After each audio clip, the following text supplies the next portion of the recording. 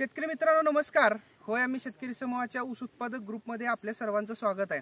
आता ऊसाचं हार्वेस्टिंग जिकडे तिकडे चालू आहे आणि खोडव्याचं व्यवस्थापन बरेच शेतकरी आता आपल्याला करताना दिसत आहेत। खोडवा व्यवस्थापन करताना मित्रांनो काही गोष्टी लक्षात घेणं खूप गरजेचं आहे, तर त्याच्याबाबत आज आपण हा व्हिडिओ बनवतोय।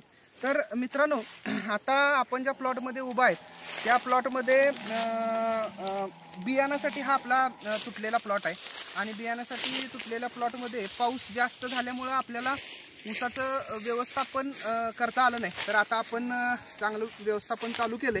याच्यामध्ये काय केले, ज्यावेळेला ऊस तुटून गेला त्यावेळेला आपण इथं बघू शकत असाल खोडक्या आपण धारदार कोयत्याच्या साह्याने कट केल्यात। कुदळीच्या साह्याने कट करायला त्यावेळेला आपल्याला गाठ नव्हती जमिनीमध्ये, जास्त पूर्ण उकडून येत होतं।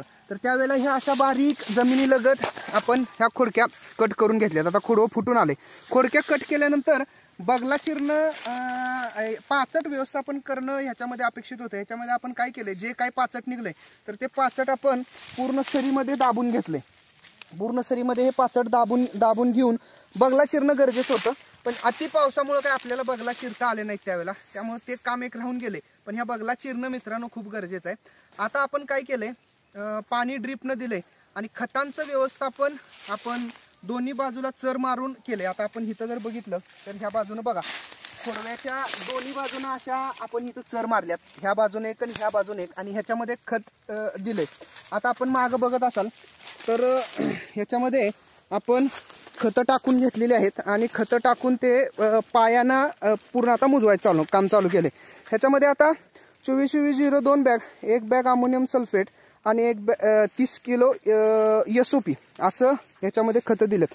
हे आता खतं पूर्ण माती ॲड करतोय आपण, अशी पायानं पूर्ण ती जी माती बाजूला पडली आहे ती माती दाबून टाकून घेऊन पूर्ण माती ॲड करतोय आणि आता ड्रिपनंच पाणी आपण चालू करणार आहे। तर हे व्यवस्थापन करणं मित्रांनो खूप गरजेचं आहे। आता हे खोडवं कसं पूर्ण मोठं आलं, 1-1.5 महिना झाले, ह्या सगळ्या गोष्टी आधीच होणं गरजेचं आहे। ऊस गेल्यानंतर काय करायचं आहे, एकदा पाचट कुट्टी करून घ्या, पाचट दाबून घ्या।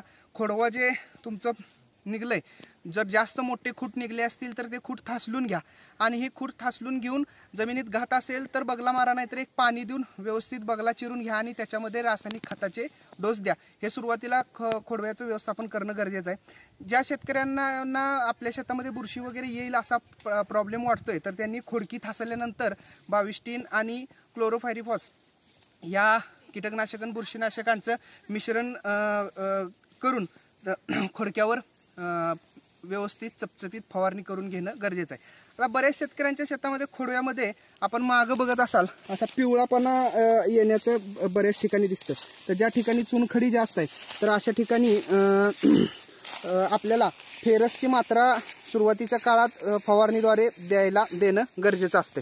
तर ह्या गोष्टी आपण खोडव्यामध्ये करणं गरजेचं आहे। आता ह्याच्यामध्ये बघा, हे खतांचं व्यवस्थापन आपल्याला नियोजन नेमकं कसं चालू आहे ते कळेल। बरोबर ज्या चर मारल्या त्या चरीमध्ये आपण ही खतं देतोय आणि त्याच्या मागं लगेच दुसरा माणूस आहे की ते लगेच पूर्ण आहे ती खतं उघडी न पडता लगेच मुजवून देतील। आता ह्या खतामध्ये आपण जवळपास एक 10 ते 12 पाटे शेणखत देखील वापरले की त्याच्यामुळं जी खतं आपण देणार आहे ती खतं चांगली लागू होतील। तर असं खोडव्याचं व्यवस्थापन करा मित्रांनो। याला आपण गन्ना मास्टरच्या 2 आळवण्या आणि केलेल्या आहेत आत्तापर्यंत, फक्त आता फवारण्या चालू करायच्या आहेत ह्याला।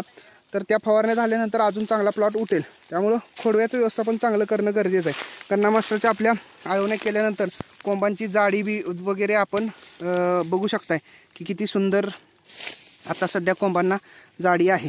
फक्त जो पिवळापणा आहे थोडा या कोपऱ्यामध्ये, तर त्यासाठी आपण फेरस सल्फेट आता फवारणी आणि ड्रीप वाटे दिलेलं आहे। आपण कोंबांची जाडी वगैरे पाहू शकताय।